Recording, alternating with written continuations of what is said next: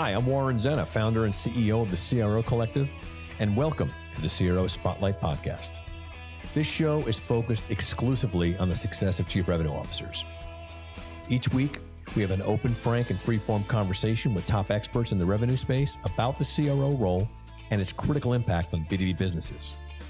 This podcast is the place to be for CROs, sales and marketing leaders who aspire to become CROs, and founders who are looking to appoint a CRO or want to support their CRO to succeed. Thanks for listening. Now let's go mix it up.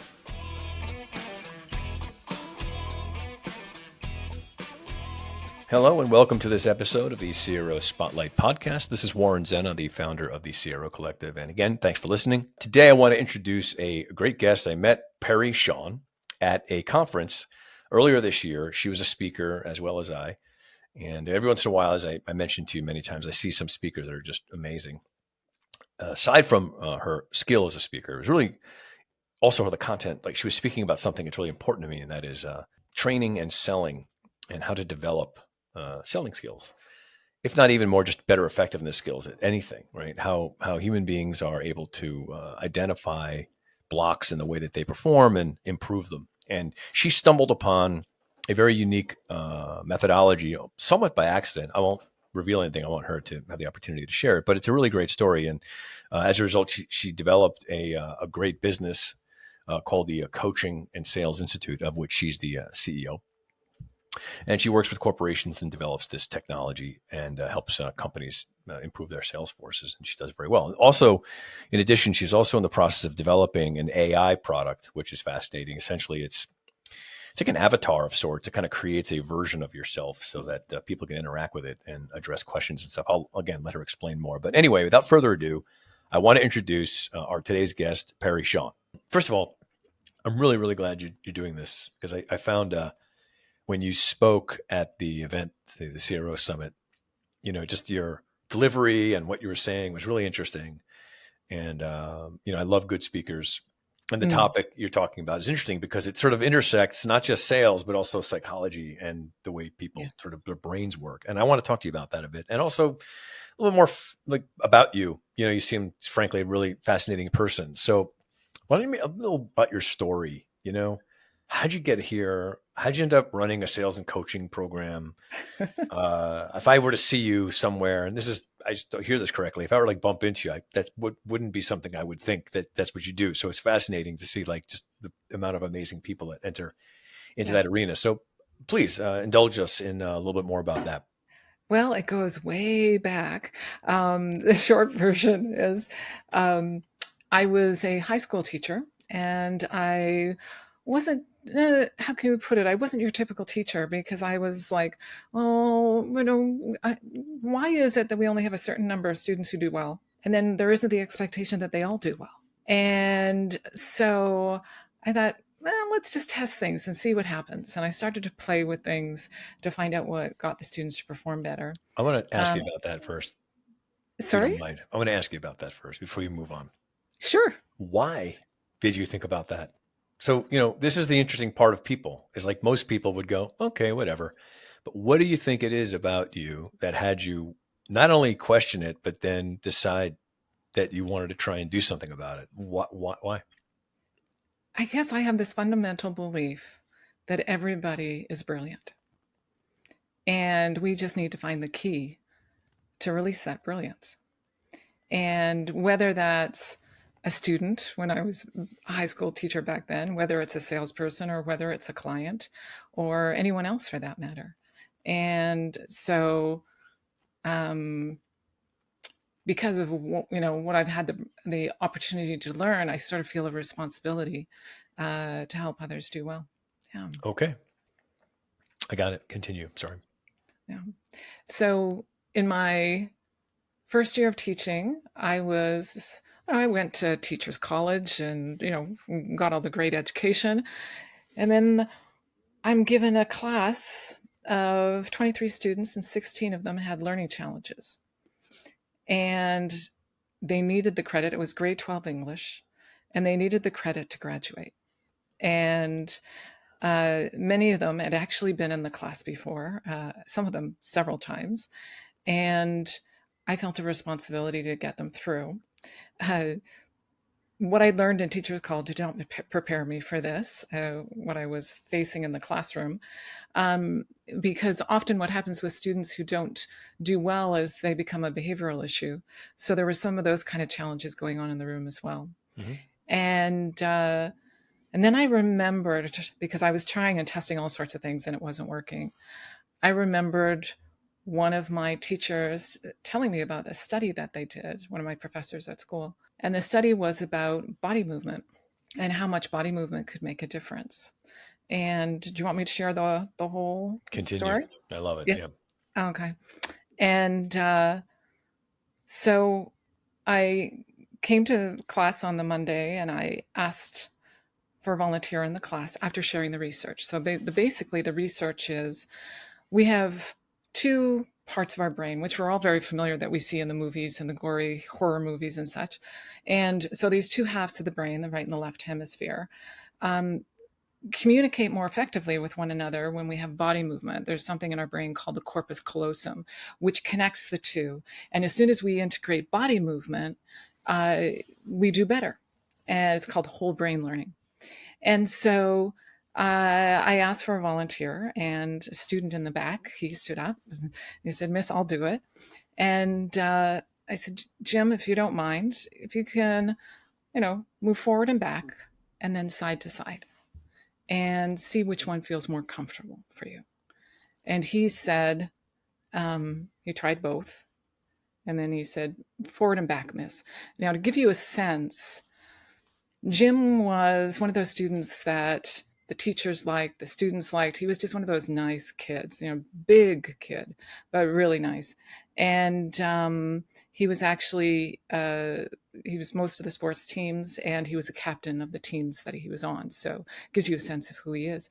But he was one of those students who was in the class for, this was his third time. Mm-hmm. And he needed the credit to graduate. And he actually wanted to be a high school teacher himself, but his teachers had convinced him to give up on that dream because he was one of the students with learning challenges. So I said, "Jim, if you don't mind, just stand still and read from the book." And he read from the book and he stuttered and stumbled over almost everything. And then I said, "Jim, thank you very much. Now, if you don't mind, move forward and back and turn to another page and read. Let's see what happens." And as he read, it was perfect, absolutely perfect. And he didn't stop. He kept on reading. And as he was reading, he's starting to have tears come down his cheeks. And I looked around to the other students, many of them, same thing. And for the teacher, same thing for me. And so what we did is I arranged to get, sort of, there are pedals that go under the desk. So now we call them elliptical machines. But we got pedals under the desk to simulate that forward and backward movement. And Jim ended up with an average in that class at the end of the semester at 84.8% Mm-hmm. or 7. I think it was 7. And the class average was just over 80% by the time we finished the semester. And Jim actually ended up being on the honor roll at the end of the year because the students would borrow the pedals and take them to other classes. Mm-hmm. And he got a stationary bike at home that he did all of his studying at. And then he got himself into finished high school, got into teachers college, and is a teacher today. Hmm. So I know little things Yep. can make a big difference. And I've learned that it's one thing that usually that causes, but the challenge is to find out what's that one thing, Yeah. and that'll help someone do that much better. So that's interesting. So you were able to extrapolate a study about the brain, apply it to your students, and it worked. So my question is, It's a really amazingly cool story, very inspiring one. And my question is, being somewhat of a scientist, I'm not really, but somewhat of a scientist, maybe an analytical thinker to some degree. How much do you think, and I'm sure you thought about this, is anecdotal, where maybe he got a specific instruction to do something in a certain setting, and that instruction sort of motivated him to want to think differently, and then everybody else saw it happen, and so now they thought that it would work, and then by virtue of thinking it would work, it ended up working, more like a placebo type thing. And you know what? To me, it doesn't matter. I see. So what you're It saying is, works. like, if the sugar pill works, well then great, give people Yeah. sugar pills. What difference does it make? Okay, But that's great. the Mhm. research that my professor had was that with body movement, you can increase 2 grade reading levels in 15 minutes. Yep. But what happened in the classroom was much faster than that with Jim in that moment. But to me, whatever it takes to help No, I get it. somebody. I love Yeah. that answer. Who cares? And I agree with you. Believe me, I don't know what works either. I mean, I Right. talk to people and something worked. Good. I Yeah. just happened to be there when it happened, so I guess I don't Right. get it. I can't take the credit for it. Yeah. So, then how did this sort of become part of a business? Like, how did you move from? Yeah, great Because now question. you're a coaching and sales institute. Now you're not a teacher. So, how Yeah. did that leap take place? So that started a process for me where I started to question everything in the world of education. And so I started testing all sorts of things. Yep. And then part of that process, I discovered, wow, instead of sitting and lecturing a class, if I ask them questions, that students actually perform better. And so, way back when, this is about 40 years I ago, understand. Believe me, you um, and I are both got the same a amount. little experienced in life. Yeah. Yeah. And, uh, and so there wasn't a thing called coaching back then. But what I had developed was a coaching model, which I didn't realize that's what I developed. And I ended up teaching other teachers how to use it within the board that I was working in. And I was then teaching at large educational conferences. Hmm. And at one of those conferences, it was a national conference, there was someone in the room who looked different than the other teachers, who's wearing a suit and a tie.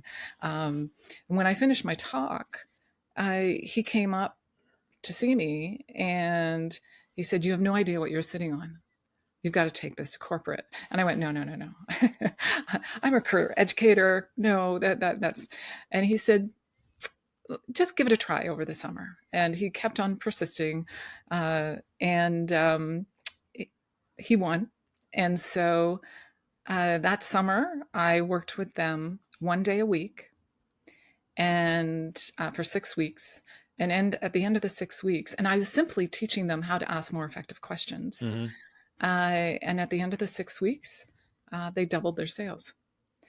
So he then gave me a referral, an introduction to someone else. Hmm. And the neat part was that the VP that he referred me to was a woman who was very committed to testing things and was very open to my sort of approach of, well, let's learn something and see what happens and Hmm. experiment.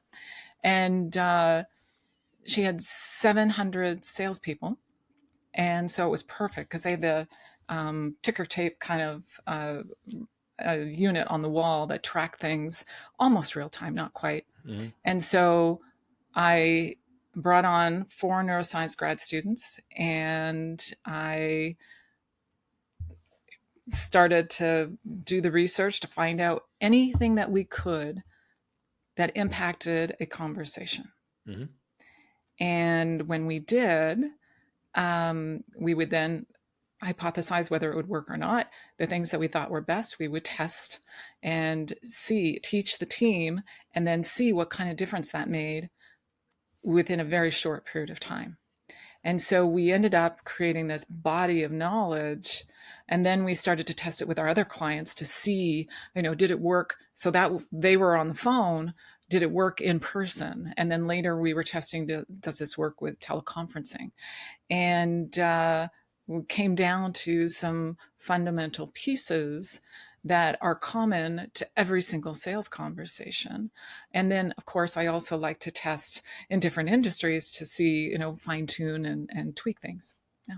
Got it. So in that sort of laboratory you were given access to, what was it that you ultimately came up with? Was it still the same sort of question type of answer thing, or were there other things that you came up with? Yeah. Well, and the research did point to we buy on emotion justified by logic. So For sure. yes, No, that, no, that, no that question that's about no that. no Yes. doubt. Hmm. What we discovered was that there are two things that engage people emotionally and logically, and one is the questions, and two was the stories. That was something new for me at that time because I knew the power of question, but I didn't realize. I mean, I'd experienced it, but I didn't do the research beforehand. Hmm. And then we started to uh, test different types of stories. We started to look at emotion in a deeper way to discover that emotions actually we experience two at the same time, not one at a time. We think we only experience one, when actually it's two. And so that when you're having the conversation, you want to be able to touch on both of them, and particularly in the questions you ask and the story that you share. That um, we found that if you had one emotion in the first part of the story, then you have and we found, because we kept on tweaking it and playing Sure. with it in Yep. different places, and then the third sentence of the story, if it carried the other emotion, that seemed to get the best results. And then we also found an interesting thing Hmm. that's consistent across the board, is that when team members speak more than four sentences about their product at a time, Hmm. they start to lose the attention of the prospect or client, Mm. and the sales actually go down. And so just interesting little nuggets about how do you use this in a conversation, and none of it feels like the typical sales techniques that some people label as manipulative. Yep. I mean, yesterday I was teaching a group of salespeople about a lot of this neuroscience, and putting it into their conversations. And I get them to take an oath. I solemnly swear to sell with the purest of intent, Hmm. because once you tap in and know how to engage, it makes a difference. Yep. Well, I'm on board with all this. Believe me, I very much philosophically aligned with this. I've been selling and training salespeople for Yeah, such a long time, and yeah, um, I've always been of the mindset yeah, that people buy because of personal reasons, not because of professional reasons. yeah, yeah. There's no such thing, in my opinion, as a professional or logical decision. In fact, I think it's all logic is a way to justify emotional decisions. In fact, Yes. Yeah. I use facts and data to substantiate my feelings. And Right. so it looks like I made a logical decision, but you didn't. Um, and this confounds the smartest people. The people that are really, really super smart. They argue this. Oh no, I put all this thought into it. I made my analysis. I'm like, no, you didn't. You Yeah. liked the guy. That's why you bought the thing. Yeah. And that's an important one. Yes. And I agree wholeheartedly that not just asking questions, and I'm sure you agree with this, is what questions and when to ask them, and Yes. asking the right questions Hmm. is as much important. And I think too, if I may, that asking good questions is a component of really what I think ultimately sales really is it's a listening exercise more than anything Oh, else. 100%. One of the things that I got very interested in early on was trust. And this connects to listening in a real clear way. And it started actually in education, because I noticed that some students did well with some teachers and not with others. And so the student didn't change, it was the teacher that changed. And so I decided to do a study with the teachers to find out what they want from their students, um, in order to make the learning go better. And then I asked the students what they would be willing to do if they trusted their teacher, because I was trying to find the word, because I was interviewing them and finding out what they were willing to do. And it was very interesting that what the teachers wanted and what the students were willing to do if they trust their teacher were the same. And so it got me, you know, doing some deep research about trust. And what it finally came down to is that there's 50 behaviors that someone can engage in order to earn trust. And these are ones I've done the research in the world of education, in business, between leaders and their teams, and between salespeople and their prospects or clients. And what comes in the 90 percentile every single time, no matter who we are, no matter what level in an organization we are, is the same thing. And it's listen to me. Mm-hmm. And so to me, it's like, wow. Yep. If we only knew that one of the best things we can do costs absolutely nothing, not easy to do, easy to say, Mm-hmm. but doesn't cost anything. Nope. Yep. It's fascinating, right? Because all this resonates with me so much. I think about us. It makes sense that our personalities are grounded in our early development, because when you're 5, 6, 7, 8, 9, 10, even in your teen years, that's where you learn how to be the version of yourself as you are, whatever stimulus you get. Yes. And when you think about it, it's so logical, because every young person wants to be listened to. That's their most Yes. important thing. They want to Right. matter, they want to have some significance, they want to be acknowledged. Yes. Uh, if you look at young people, seems like they're almost mindless. Mine too. I'm certainly part of this. Was my mindless pursuit was belonging, right? Yes. Just to be part of something, right? And that means Mm-hmm. that the way that we communicate belonging is by acknowledging, and the way we do it is through listening to each other, right? Yeah. Or rewarding each other through attention and stuff. And it makes sense then all of a sudden we sort of like go through high school, and then we go through college, and we have this belief that we've sort of come through it as adults, but we still want the same thing. It hasn't changed at all, because we're really the same at the core. That's what we probably formulate. We just have a more grown up version of the same thing. Mm-hmm. And I think that if you could speak to that, it's very it's a very primal way of approaching people. Yes. It's very um, uh, the sort of a pyramid of needs sort of thing. Mm-hmm. And I think it's really true. And I've recently been doing a lot of training more on this sort of thing, because now I'm involved, not so much in sales training now. I'm involved in more complex communications, which is, when you have leaders and CEOs who have to bring about massive changes in their organizations, and how they Yes. have to communicate this to people who have all different sorts of, you Yeah. know, stakes and things at stake around their relationship to their work and everything.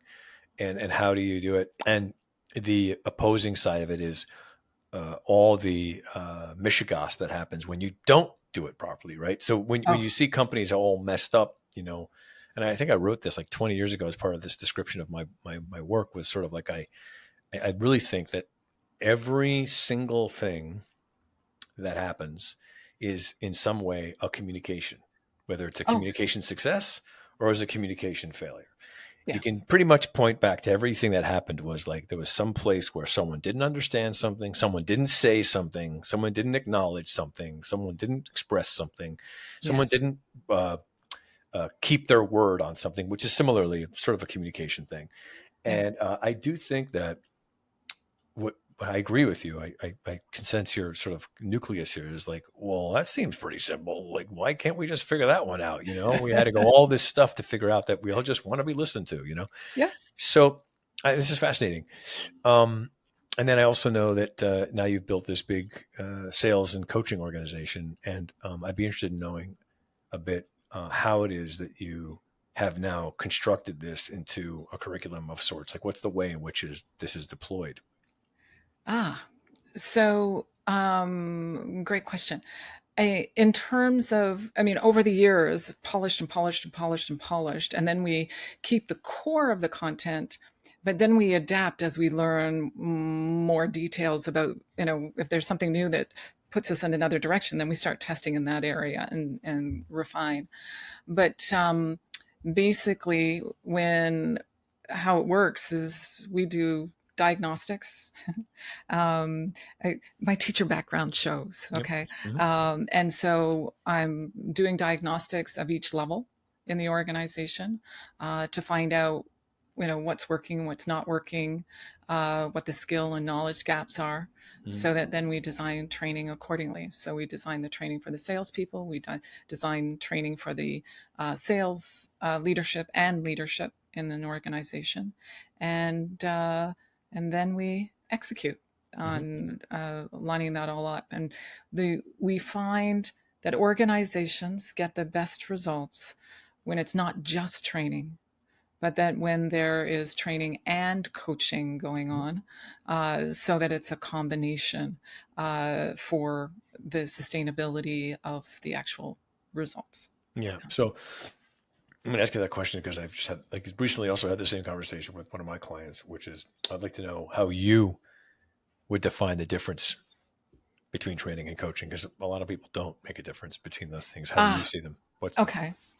Um, Training, and I'm broad brushing in a big way because there are many ways to fine tune Of and course. But make the generally training. speaking, training is different from Generally coaching in what speaking, way? Yeah. training is about providing a knowledge base, whereas coaching is about developing a skills based. And so organizations get results because of the skills of the team. So therefore, the coaching is an essential thing that you want as an ongoing uh, uh, process. Because if you don't have that as ongoing, then it's wishful thinking that the team is going to do better. And I should define coaching too. Okay. Coaching is not a review of results. Okay, that can be included in the coaching if you want, but that's only the monitoring the results. Yep. Instead, coaching is really about opening the door of communication, as you call it, Hmm. and being able to know that in that moment I'm not being evaluated.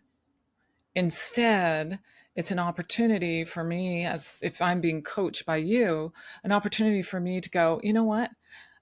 Here's how this happened, and it didn't go as well as I would like. And I think I might need some help with this part. Can you help me with that? Hmm. And so there needs to be a high degree of trust Mm. that the person that you're with is not going to use it as part of the evaluation process, Mm. but instead as part of my learning journey. And so it That's becomes, interesting. Yeah. and to me, that's a sacred space. Hmm. Yeah. You're interesting. You bring up another element of this that I agree with, but I didn't think about because I sort of look at it like training is, really simplistically, it's sort of, I look at it as like a off the court, and coaching is on the court, right? Yes. Yeah. I'm in the classroom and I'm learning about what tennis means and what the ball is, and Yeah. what when it's out, and how do you score, and where do you stand, and what's a serve, and Yes. all that. But then, you get on the court. I'm being coached now about the way that I'm actually hitting the ball, and someone's there live while I'm doing it, Yeah. providing me with input and observation around how my, let's say, skills or behaviors. I think it's behavioral, frankly, a Yeah. lot of it, and how I can modify them through recognizing what they are and then improving them through trial and error. But I have to be doing it while I'm doing it. There's a degree of Yes. coaching, which is like it's scenario driven, it's real driven, it's somewhat tactical. What you said is so absolutely spot on. It is absolutely a very religious experience if you do it properly. It should Mm. be like between two people whom, like, you're sort of in this trusted zone where you can be as foolish and bad as humanly possible in front of this Yeah. other person, because you know that it's safe to do so that you'll get the most out of it. In fact, the best coaching agreement relationships any coach has are with people who are completely willing to fail if Oh, you're the coach, yes. right? As Yes. opposed to ones that think the coaching situation is supposed to be, I'm going to do my best here. It's almost like I look at like people that show up to coaching conference like that. It's the same person who cleans up the house before the house cleaner shows up to the house. It's like, wait, you missed the point. Like Right. you're not Exactly. supposed to do that. That's their job.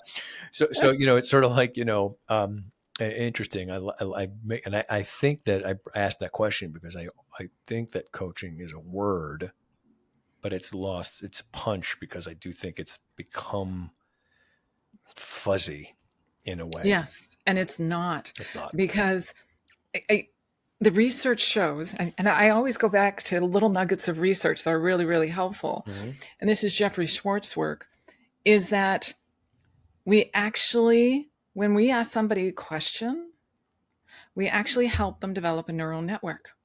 So we're actually taking two neurons and causing a connection in their brain when we ask a question. When we're telling someone something, doesn't necessarily happen. Okay. We've Mm-hmm. all had experience. If you've got kids, you Yep. definitely have the experience that you can keep on saying something and it doesn't Yeah. land. Yeah. Mm-hmm. But if you ask questions, there's this marination that happens with the ideas that you're talking about. Yeah. I like that. So it's like questioning is a way for you to create the opportunity for someone to formulate their own idea. Yes, for sure. So we talk about knowledge, we talk about skill, and I agree with you that they're distinct. What about motivation? So, you train people in questions and answers, but they just don't want to Ah, do this shit, like how do you deal with that part? Because that's another whole other big, huge thing is just yeah. because someone has a skill set, but if they don't want to get off their ass and do it, then it's worthless. So how did your work go to work on motivation? Well, I'm going to two things that I've Okay. learned over time. One is when I go into an organization for the first time, I usually interview several of the leaders. And I've learned over time that the great leaders are the ones who can answer this one question: what's important to each one of your team members? Mm-hmm. Yep. And that's part of the motivation piece. I learned as a teacher, and I'm laughing at myself because I tried the raw thing Sure, for of course. motivation. Mm-hmm. And, it might work for a little bit of time, but it's not sustainable. No. So, what I discovered as a teacher, which I find I just continue through in everything I do, is find out what's important to that individual. Mm-hmm. What we did um, is and when I say we, because I started teaching other teachers how to do this too, is to find out what's important to the student. And then instead of saying, here's the curriculum, we started to get the students to make proposals. And so it was, what are you really interested in? This is what the curriculum requires that we do. Make a proposal to me how you're going to connect the two. And then you can write your essay on that if you can convince me. Mm-hmm. And boy, did I ever get some interesting essays I was an English teacher Mm-hmm. and business. And so what I got were these incredible, student was interested in cars and we're studying, let's say West Side Story, and so they will connect the pieces within it and be able to come up with a philosophy, et cetera, and a thesis and an argument and all the rest. Mm-hmm. Much more committed to that than if I had said, go ahead and write an essay on this and that. It has less of an interest. I see. So your I guess your point of view on this is everyone has their own internal sort of things that drive them and motivate Bingo. them. Yes, And if you know what those are, then that's the way that you can get them to become exactly. engaged. And these blanket motivational things they might reach a percentage of people, but not everybody. And if they do, like you said, it's more just changing the temperature in the room. It's not really going at individual things, right? Yeah. And the degree to which when someone is doing and it's not about giving them a different role.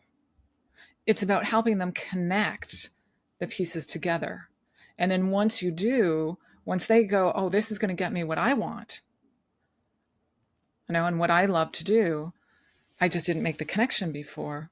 All of a sudden, their commitment and their desire to do whatever it is increases exponentially. Yeah, no question. And it's pretty cool how closely this resembles the way that I manage my teams. Yeah.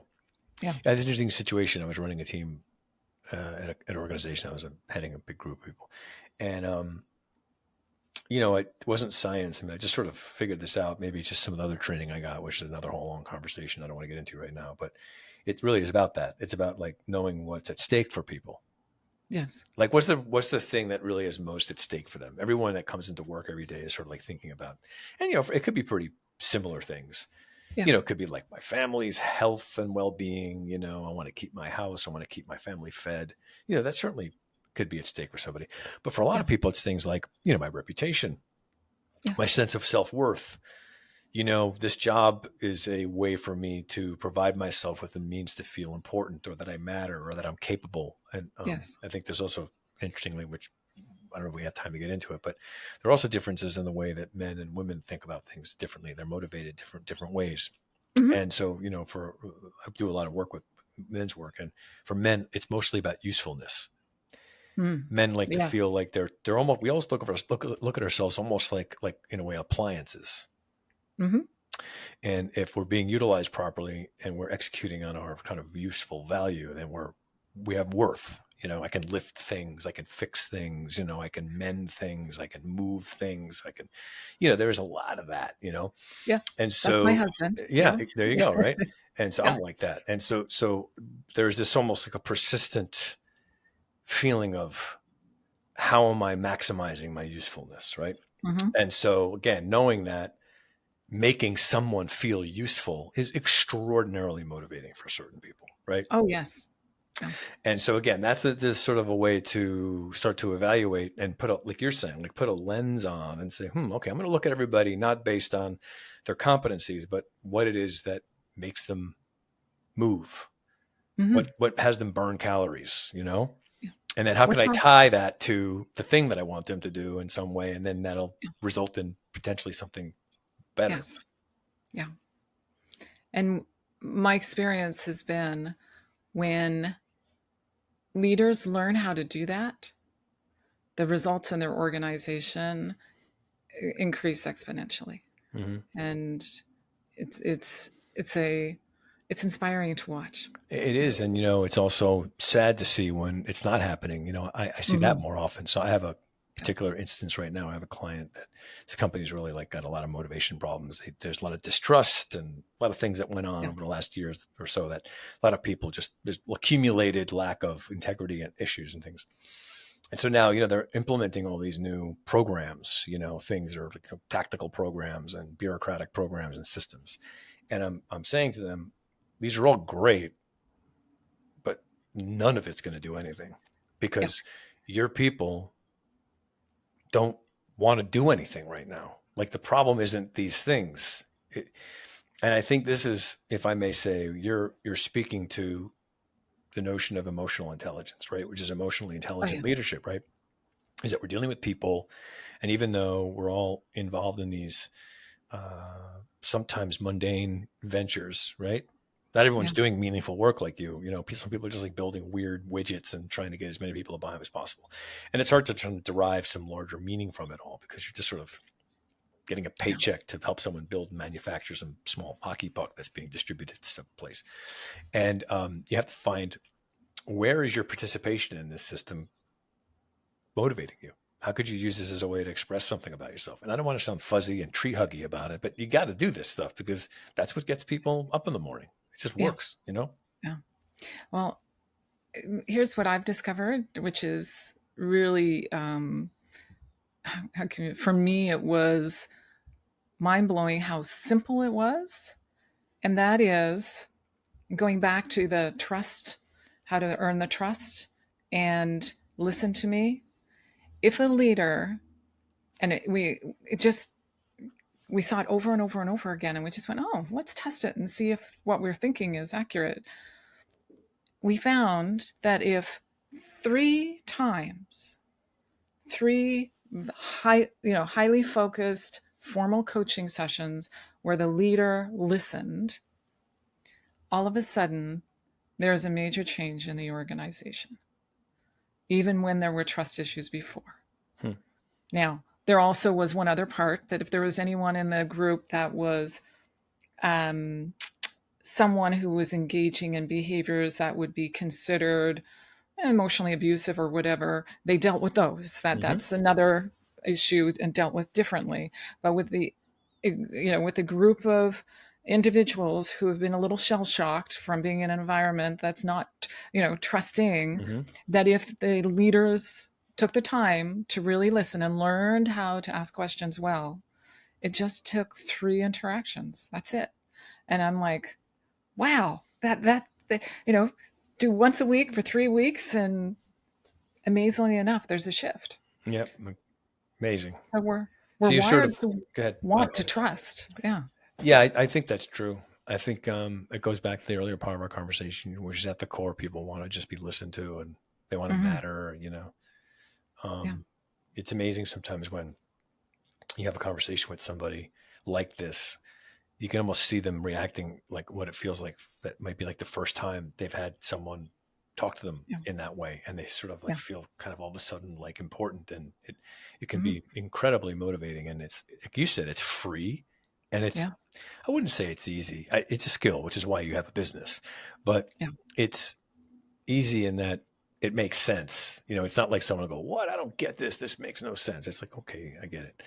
Another thing that you had brought up to me that we talked about that I want to hear you talk a little bit more about is this AI project that you're working on. Could you explain that a little bit? Sure. So I was very interested in AI because, again, it's another place to test and play and to utilize what we had. And I have over 100 products that I've created. The writer teacher part of me that created a lot in all the work I've done. So we've created an AI, a custom AI, so that it's a generative AI that acts as a sales mentor and partner, in that we share with it has all of the foundation of my material and work, and then on top of that we integrate the client's product information and whatever it is that they want, and then we also put in our special training of the AI, because there's certain things that we do by human, not by AI, to make sure it gives us the outcomes that we want. And then it's a mentor and partner to give real time support to the sales team. It also has the ability, we've trained it because of my interest in data and information and research, that we're able to gather data on so a team member, if they're going in to meet with a client, let's say, who is a large corporation, it can go through their annual report and other online Oh, I see. information. So it's almost like And you're creating like almost like an avatar of someone's expertise that you could use to ask questions, and it'll provide guidance. You're guidance like to replicating feed yourself in a yeah. way. Yes, and Amazing. then we also And what? have the Okay. eye tracking of, so there's people don't read things fully, they skim and scan. Yeah. And so eye tracking tells you where they skim and scan. And so I've put that research that I've skimmed and scanned over the years and gathered of what works and what doesn't work, so that it also will do all the written communication for them based on that, I not understand. only, yeah. So it's got a little twist on the research based and well tested that gets people great results. Yeah, And what's it called? it's called Neuralex. Neuralex. Yes, so Great. brilliant brain, just in a different language. Cool. Well, that's exciting. So I think it's amazing. All right, so I want to make sure that we're going to touch on some things here. So right now you're running this company and Yes, you are essentially applying this particular methodology to corporations and organizations. Is there like a yes. certain profile or type of client that you prefer or that you work with, or what's the nature of the Um, engagements you have? if it's interesting, What um, makes it interesting? Like, how do you make what's the way that you determine that? um, one that they are committed to making Okay. So there's a to mindset improvement. component to Yeah, it. Okay. and industries that we've worked in. Yes, we've worked in highly regulated industries. Okay. Uh, you know, banking, insurance, mortgage. So a lot of those we've worked in. Construction, environmental engineering. You can see a wide range of industries, but we do it because we know we can make a difference for people in their workplace. Got it. And oh, by the way, we get great results. That's Hmm. the Yeah. bonus It's the that comes icing on with the it. cake, so to speak. Yeah, yeah, Well, great. Great. So your business is Coaching and Sales Institute, yeah. and you're based where? In Canada, Oh, so in Toronto area, oh, got it. but Great. don't hold that I against me. know, but yeah, it's a great town. Um, okay, well, and so I guess what's the best way? I mean, I went to the website and I saw all this great information about you and your company. What's some other ways that people can engage with you? Let's say someone's listening to this and think, "Wow, this makes sense for my team." What's the best I way think for them? easy way to reach me is through LinkedIn, LinkedIn. and reach out that way, or Perry at Coaching and Sales Institute. Okay. So I have a .com. feeling I don't know the answer to this question, but I'm going to answer it. I'm going to ask it. This is kind of a closing question. That is that, let's say you weren't doing this for a living and you had unlimited resources. What would you be doing? I'd be doing what I'm doing. I knew you were going to say that Yeah, because you're I doing the love. kind of thing that people want Yeah, to do. I love what I'm doing, Yep. and I really enjoy working with people who are open to growing and expanding, and you know, letting me be a little curious about what can help them do better, and testing and finding out what works. Kindred spirits. I get it. So, look, this was great, as I expected. Thank you so much for taking the time to talk to me. And everybody, Peri Shawn, CEO of Coaching and Sales Institute. And thank you so much for being here. Great to be here. Right. Thank you. Mm-hmm.